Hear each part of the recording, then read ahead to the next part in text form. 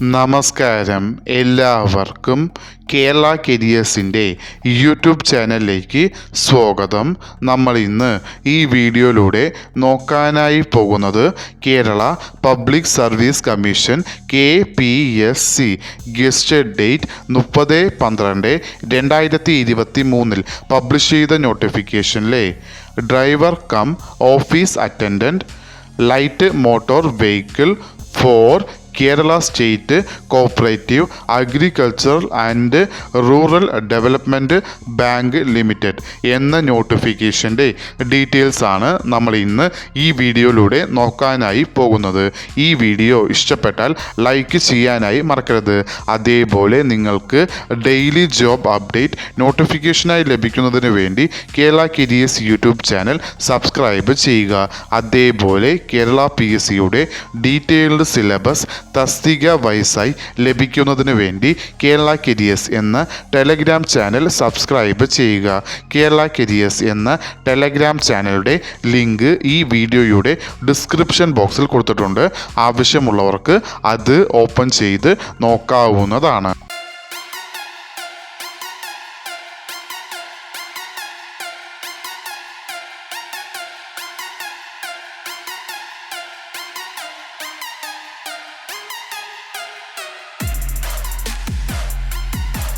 Kerala PSC publish ചെയ്ത നോട്ടിഫിക്കേഷനിലെ category number 691/2023 publish ചെയ്ത നോട്ടിഫിക്കേഷനിലെ വിളിച്ചിരിക്കുന്ന concern എന്ന് പറയുന്നത് Kerala state cooperative agricultural and rural development bank limited.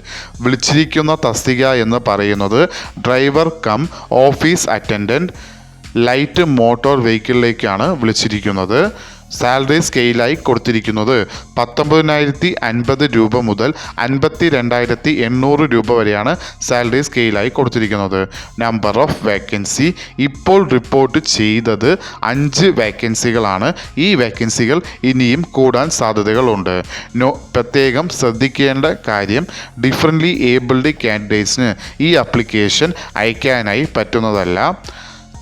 Notification വിളിച്ചിരിക്കുന്നത് സ്റ്റേറ്റ് വൈഡായാണ്. അതിൽ ഡയറക്റ്റ് ജനറൽ റിക്രൂട്ട്മെൻറ്റ് നോട്ടിഫിക്കേഷനിലാണ് ഇത് വരുന്നത്. Method of appointment direct recruitment ആണ്. ഏജ് ലിമിറ്റ് എന്ന് പറയുന്നത് 18 മുതൽ 40 വയസ്സ് വരെ ഉള്ളവർക്ക്, അതായത് 2/1/1983 1/1/2005 ഇടയിൽ ജനിച്ചിട്ടുള്ളവർക്ക് ഈ ആപ്ലിക്കേഷൻ അയക്കാവുന്നതാണ്. അതോടൊപ്പം അതർ ബാക്ക്വേർഡ് കമ്മ്യൂണിറ്റീസ് SC അല്ലെങ്കിൽ ST കാൻഡിഡേറ്റ്സിന് കേരള PSCയുടെ യൂഷ്വൽ ഏജ് റിലാക്സേഷനും ഉണ്ടാവുന്നതാണ്.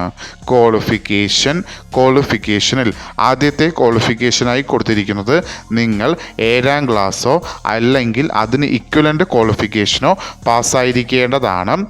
രണ്ടാമത് ക്വാളിഫിക്കേഷനായി കൊടുത്തിരിക്കുന്നത് നിങ്ങൾക്ക് കറൻ്റ്ലി മോട്ടോർ ഡ്രൈവിംഗ് ലൈസൻസ് ഉണ്ടായിരിക്കേണ്ടതാണ്. അതും 3 വർഷം എടുത്ത് മിനിമം 3 വർഷമെങ്കിലും കഴിഞ്ഞിരിക്കേണ്ടതാണ്. നിങ്ങളുടെ മോട്ടോർ ഡ്രൈവിംഗ് ലൈസൻസിൽ നിങ്ങൾക്ക് ലൈറ്റ് മോട്ടോർ വെഹിക്കിളിൻ്റെ ഡ്രൈവിംഗ് ലൈസൻസും അതോടൊപ്പം ഡ്രൈവേഴ്സ് ബാഡ്ജും ഉണ്ടായിരിക്കേണ്ടതാണ്. പ്രത്യേകം ശ്രദ്ധിക്കേണ്ട കാര്യം, അതിൽ ആദ്യമായി കൊടുത്തിരിക്കുന്നത് നിങ്ങളുടെ ഡ്രൈവിംഗ് ലൈസൻസ് PSC വിളിക്കുന്ന എല്ലാ സ്റ്റേജുകളിലും വാലിഡായി ഇരിക്കേണ്ടതാണ്. അത് പ്രത്യേകം ശ്രദ്ധിക്കുക. അതായത് ആപ്ലിക്കേഷൻ കൊടുക്കുന്നത് മുതൽ നിങ്ങളുടെ examination, practical test, interview, date of appointment എന്നീ പറയുന്ന പല സ്റ്റേജുകളിലും നിങ്ങളുടെ ഡ്രൈവിംഗ് ലൈസൻസ് എല്ലാ സമയത്തും വാലിഡ് ആയിരിക്കേണ്ടതാണ്. അത് പ്രത്യേകം ശ്രദ്ധിക്കേണ്ടതാണ്. ഈ തസ്തികയുടെ 3ാമത് ക്വാളിഫിക്കേഷനായി കൊടുത്തിരിക്കുന്നത് മെഡിക്കൽ ഫിറ്റ്നസ് ആണ്. അതായത് താഴെ പറയുന്ന മെഡിക്കൽ ഫിറ്റ്നസ് മിനിമം എങ്കിലും നിങ്ങൾക്ക് ഉണ്ടായിരിക്കേണ്ടതാണ്. അതിൽ ആദ്യമായി വരുന്നത് കേൾവി ശക്തി പെർഫെക്റ്റ് ആയിരിക്കണം. രണ്ടാമതായി വരുന്നത് കണ്ണിൻ്റെ കാഴ്ചയാണ്. 2 കണ്ണുകളിലേക്കും നിങ്ങൾക്ക് ഡിസ്റ്റൻസ് വിഷൻ 6/6 ഉണ്ടായിരിക്കണം. നിയർ വിഷൻ 0.5 ഉണ്ടായിരിക്കേണ്ടതാണ്. അതേപോലെ കളർ വിഷൻ നോർമൽ ആയിരിക്കണം. നൈറ്റ് ബ്ലൈൻഡ്നെസ് ഉണ്ടാവാനായി പാടുന്നതല്ല. അതേപോലെ മസിൽസ് ആൻഡ് ജോയിൻറ്റ്സ് പെർഫെക്റ്റ് ആയിരിക്കണം, ഫ്രീ ഫ്രം മൂവ്മെൻറ്റ്. അടുത്തതായി കൊടുത്തിരിക്കുന്നത് nerve system perfect and normally ആയിരിക്കേണ്ടതാണ്. ഒരു ഇൻഫെക്ഷ്യസ് ഡിസീസസും ഉണ്ടാവാനായി പാടുന്നതല്ല. പ്രത്യേകം ശ്രദ്ധിക്കേണ്ട മറ്റ് കാര്യം, അതിൽ ആദ്യമായി വരുന്നത് ഈ തസ്തികയ്ക്ക് പ്രാക്ടിക്കൽ ടെസ്റ്റ് ഉണ്ടാവുന്നതായിരിക്കും. പ്രാക്ടിക്കൽ ടെസ്റ്റിൽ ടെസ്റ്റാണ് ആദ്യം നടത്തുന്നത്. അതും പ്രൊഫഷൻസി ഇൻ ഡ്രൈവിംഗ് അറിയാൻ വേണ്ടിയിട്ടാണ്. അത് നടത്തുന്നത് കേരള പബ്ലിക് സർവീസ് കമ്മീഷൻ ആയിരിക്കും. ഏത് കാൻഡിഡേറ്റ്സ് ആണോ ടെസ്റ്റ് പാസ്സാവുന്നത് അവരെ മാത്രമേ റോഡ് ടെസ്റ്റിലേക്ക് കൺസിഡർ ചെയ്യുകയുള്ളൂ. അത് പ്രത്യേകം ശ്രദ്ധിക്കുക. പ്രത്യേകം ശ്രദ്ധിക്കേണ്ട മറ്റൊരു കാര്യം, ഈ തസ്തികയ്ക്ക് നിങ്ങൾ മെഡിക്കൽ ഫിറ്റ്നസ് സർട്ടിഫിക്കറ്റ് കൊടുക്കേണ്ടതാണ്. അതും മെഡിക്കൽ ഫിറ്റ്നസ് സർട്ടിഫിക്കറ്റ് നൽകേണ്ട വ്യക്തി എന്ന് പറയുന്നത് ഒരു മെഡിക്കൽ ഓഫീസർ ആയിരിക്കണം. അദ്ദേഹത്തിൻ്റെ റാങ്ക് എന്ന് പറയുന്നത് മിനിമം അസിസ്റ്റൻറ്റ് സർജൻ എങ്കിലും ആയിരിക്കേണ്ടതാണ്. അതും നിങ്ങളുടെ മെഡിക്കൽ സർട്ടിഫിക്കറ്റിൽ വിഷൻ ഒബ്റ്റൈൻഡ് ചെയ്യുന്നത്, അതായത് വിഷൻ്റെ കാഴ്ചശക്തി നിങ്ങൾക്ക് മെഡിക്കൽ സർട്ടിഫിക്കറ്റിൽ മെൻഷൻ ചെയ്ത് തരേണ്ടത് ഒരു ഒപ്റ്റമോളജിസ്റ്റ് ആയിരിക്കണം. അതും ഗവൺമെൻറ് സർവീസിൽ ഉണ്ടായിരിക്കേണ്ടതാണ്. നിങ്ങളുടെ മെഡിക്കൽ സർട്ടിഫിക്കറ്റ് നോട്ടിഫിക്കേഷനിൽ കൊടുത്തിരിക്കുന്ന പ്രിസ്ക്രൈബ്ഡ് ഫോം തന്നെ ഉപയോഗിക്കാനായിട്ട് ശ്രമിക്കേണ്ടതാണ്. PSC കോൾ ചെയ്യുന്ന സമയത്ത് നിങ്ങൾ നിങ്ങളുടെ മെഡിക്കൽ സർട്ടിഫിക്കറ്റ് കൊടുക്കേണ്ടത് വരുന്നതായിരിക്കും. അത് പ്രത്യേകം ശ്രദ്ധിക്കുക.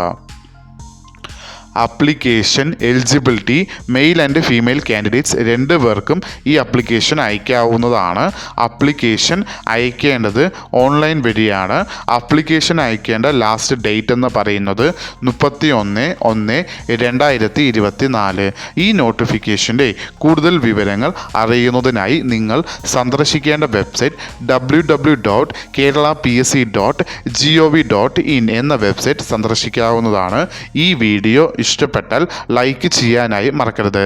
അതേപോലെ നിങ്ങൾക്ക് ഡെയിലി ജോബ് അപ്ഡേറ്റ് നോട്ടിഫിക്കേഷനായി ലഭിക്കുന്നതിന് വേണ്ടി Kerala careers YouTube channel subscribe ചെയ്യുക. അതേപോലെ കേരള PSCയുടെ ഡീറ്റെയിൽഡ് സിലബസ് തസ്തിക വൈസായി ലഭിക്കുന്നതിന് വേണ്ടി കേരള കരിയേഴ്സ് എന്ന ടെലഗ്രാം ചാനൽ സബ്സ്ക്രൈബ് ചെയ്യുക. കേരള കരിയേഴ്സ് എന്ന ടെലഗ്രാം ചാനലിൻ്റെ ലിങ്ക് ഈ വീഡിയോയുടെ ഡിസ്ക്രിപ്ഷൻ ബോക്സിൽ കൊടുത്തിട്ടുണ്ട്. ആവശ്യമുള്ളവർക്ക് അത് ഓപ്പൺ ചെയ്ത് നോക്കാവുന്നതാണ്. ഇതുവരെയും കേരള കരിയേഴ്സ് യൂട്യൂബ് ചാനൽ കണ്ട എല്ലാവർക്കും നന്ദി, നമസ്കാരം.